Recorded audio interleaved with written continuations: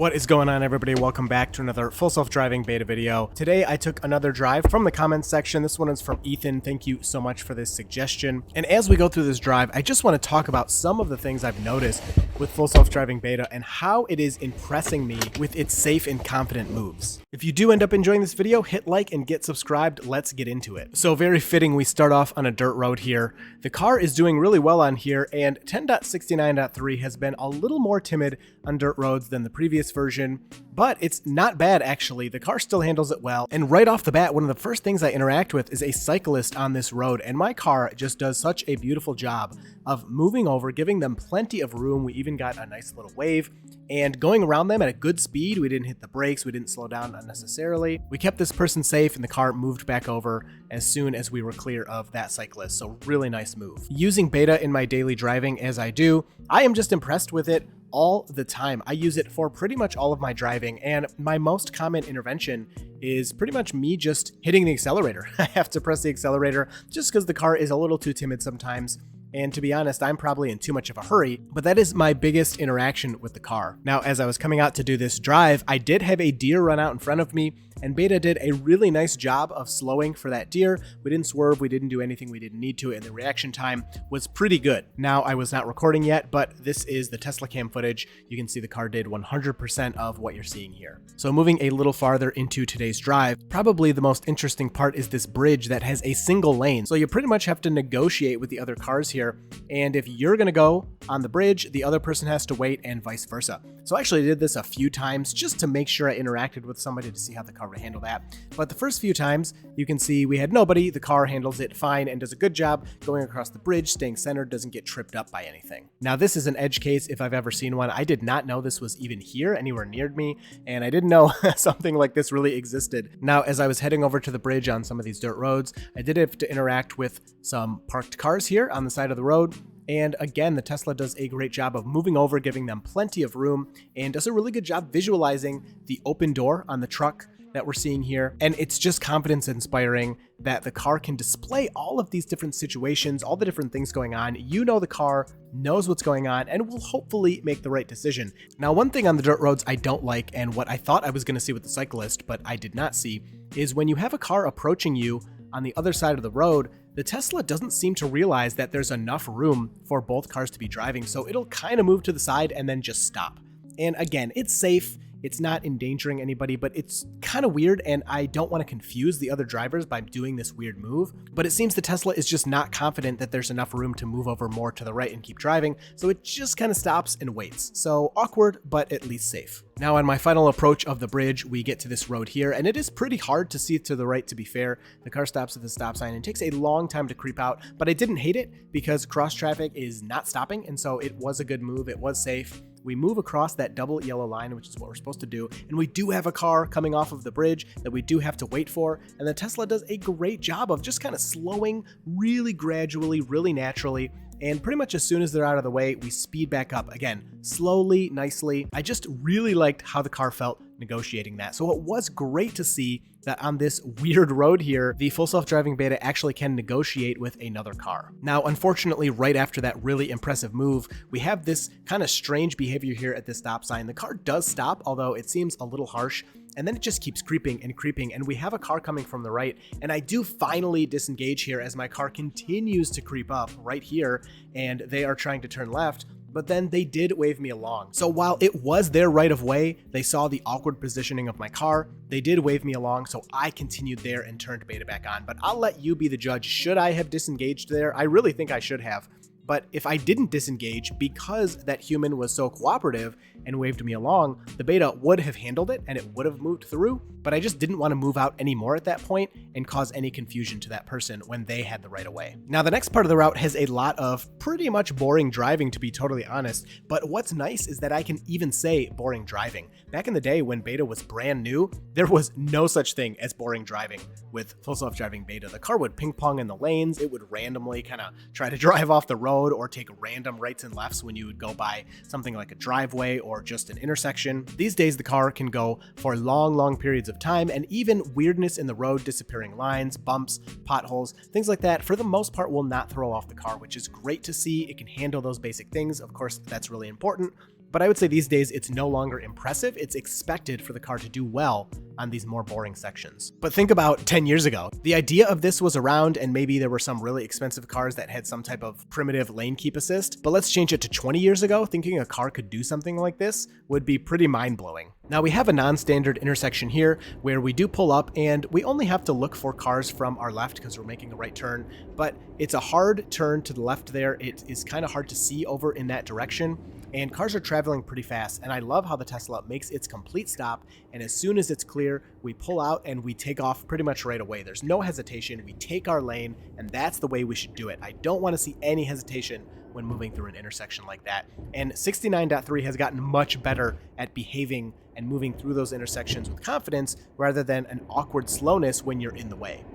The creeping before you're in the intersection is fine, but continuing that creep when you're going to be in somebody's way if they were to come up is what we don't want, and I'm seeing a lot less of that lately. Now moving up to an unprotected left here with a blinking yellow light, and in the past these used to be pretty much treated as red, and then there was a time where Beta would kind of go but be really awkward, but these days Beta can actually respond to blinking yellows pretty well. I would say this time it hesitated a little too much. It's completely clear, wide open. We can see that there's nobody coming, and the car just kind of waits a little too long in my opinion. Again, at least it's safe, but I would have moved right through there. I would not have stopped at all when I saw it was clear. And even as we move through the turn, you can see the car is just going a little bit slow. We didn't interact with anyone there, so it didn't really matter. But if there were cars behind us, I could see them being annoyed at that move. Not only do we want to be safe, but we want to be practical, and Tesla has actually talked about this. You can drive the car at 1 mile per hour and probably make no mistakes and get A to B safely, but that's not practical, and it's not good for the people around you.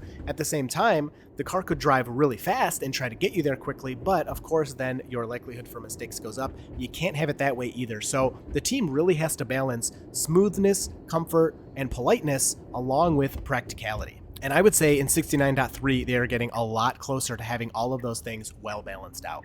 Now pulling through a right turn here, the car does a great job staying in the right lane like it should, and then we do make a lane change over to the left. Now we have a left turn coming up, so I think the car just got lucky with those road closed ahead signs. It does not seem to react to any signs really like that besides speed limit signs, but it did move over appropriately for a closing lane ahead. Now what I really like to see here is check out the occupancy network as we go past these barriers on our right. It is just full of occupancy of stuff, and that is awesome. The car is doing so good at keeping a visual there, showing that it sees something is there that we cannot drive into, even squeezing in between that barricade and the bus. No awkward slowdowns, no slamming the brakes, just a nice smooth move through there.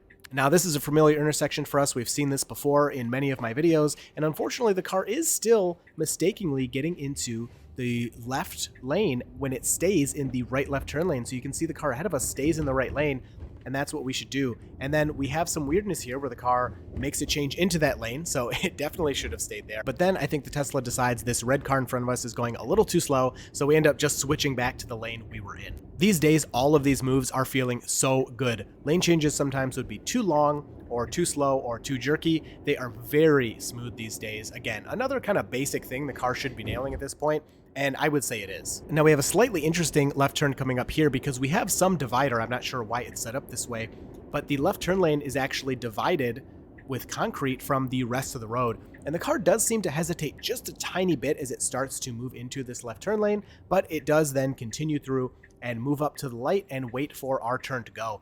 And what I am so happy to see here is we have tons of traffic that we have to wait for at this unprotected left. But as we turn green, the car moves up, and this move up is perfectly appropriate. If you saw the video with my wife, we had some sketchy move ups in left turns before, but look as this Amazon van approaches. The Amazon van is barely in the intersection, but the Tesla seems to know that it's the final car and starts to move up right away. And as soon as they're out of the way, the Tesla moves through exactly human-like. I mean, it's almost eerie. That is the exact same thing I would have done. I definitely would have seen the Amazon van was the last vehicle, gotten ready. Now, if somebody came up, there's plenty of time to still hit the brake, no big deal. But since nobody was there, we could move through, keep traffic flowing, and keep everybody happy, safe, and comfortable. There were also a few pedestrian interactions on this drive that I was very happy with, and not the kind where somebody jumps in front of the car, but quite the opposite. People to the side of the road that actually kind of looked like they were walking towards our car, and the Tesla did not slam on the brakes for them, which was so great to see.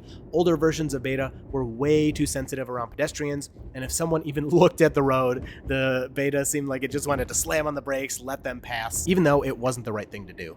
Now, turning right into this neighborhood, everything about that felt good. We were going the speed limit. I always have Beta go the speed limit because I feel like it has the best chance of success, and that's what a robotaxi is definitely going to be doing. It's not going to be speeding. And we did have a few cars behind us that started to line up, and I was feeling it a little bit, the person behind me getting a little close, but eventually it just kind of worked itself out. That person slowed down, they backed off, the rest of the traffic kind of went out on its own way. So I was glad I didn't actually change the speed there because it actually ended up being fine. Everybody went the speed limit. That's what we're supposed to do anyway. Now we come up to an intersection here, and another unique case for this route. This is a 5-lane intersection. So we have a stop sign and we do not interact with anyone this first time. The car does a great job moving through here. Nothing too special besides it being 5 instead of 4 different ways to go. But we do come back through here and we do interact with somebody pretty crazy on the next way through. So after this intersection, I pretty much decided, you know what, I need to go to the store. So this was the route. So again, thank you so much. We completed that route. I did have to disengage one time at that stop sign, but other than that, the car was able to handle everything. So really awesome to see the car is getting so much closer to 0 disengagement drives, and we are having some 0 intervention drives where I do not have to coax it through intersections. Now, the second half of the drive here is shorter, but this is a 0 disengagement, 0 intervention drive here. I make it all the way to the grocery store, into the parking lot without doing anything. The car handles everything great. But check out this 5-street intersection this time. So we move up here, and this is one of the times where I'm like, oh, Beta's going to be awkward. This person to our right, we're here kind of first, but not really. And then that person just flies through the intersection, which solves everything. I don't have to worry about being awkward. I don't have to worry about the complete stop and are they going to go and we're going to go. Nope, they just fly through that stop sign without a care in the world. They can see that we're going really slow, and it works out fine. So Beta does a really good job yielding to them and safely moving us through that intersection. Now this right turn here has a really big creep, and in the car it felt a little too long, but looking at the footage here, you can see the nose really doesn't get past the white line, at least very much, before the car does commit to this turn and take off. And that's awesome. It was hard to see. There's a lot of trees in the way, so the creep was appropriate. I just didn't want to be sticking my nose in the street and still creeping. And right as we pass that white line, the car commits, takes off, and takes its lane, which is awesome. We do seem to bump off the yellow line a bit there. I didn't notice in the car, and nobody was there, so I'm fine with that. Coming up to this red light here, we're turning red, and you legally can turn right on red, although you don't have to, but Beta does always seem to try to turn right on red. And we have some cars to contend with here, so Beta makes its complete stop at the stop line. And it says creeping on the screen, but it doesn't really seem to creep until we do start to look like we have a gap.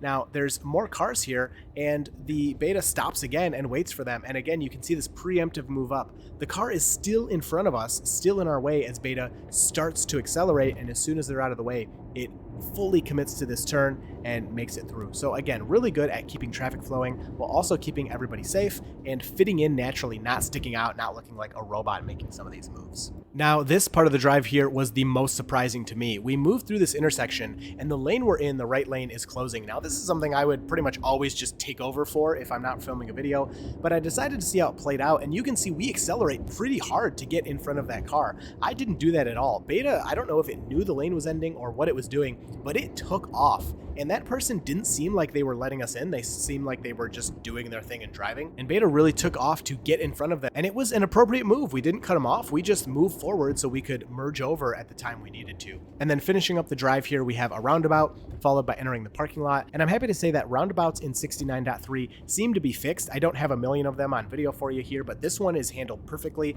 And that's pretty much been my experience with this software version. It is doing a really good job in all roundabouts that I've experienced. So if you want to see a full video about roundabouts, let me know. I can do that. But yeah, in my experience so far, roundabouts are good, just as you saw in this video. And then the car takes us into the parking lot and we're here. I take over to go park. We do not have auto parking yet. I mean, the car will park itself, but you have to set it up first. The car took us to the pin pretty much right to the front door. And then I was able to take over and drive to the parking spot and look at the display. I love looking at the display in parking lots. It just shows so much information. It's really insane. So I hope you enjoyed this video. If you did, please let me know down below, or whatever you would like to see in future videos. I love your feedback. I do hope you enjoyed this one. I will talk to you down in the comments, and you will see me in Full Self Driving Beta in the next video.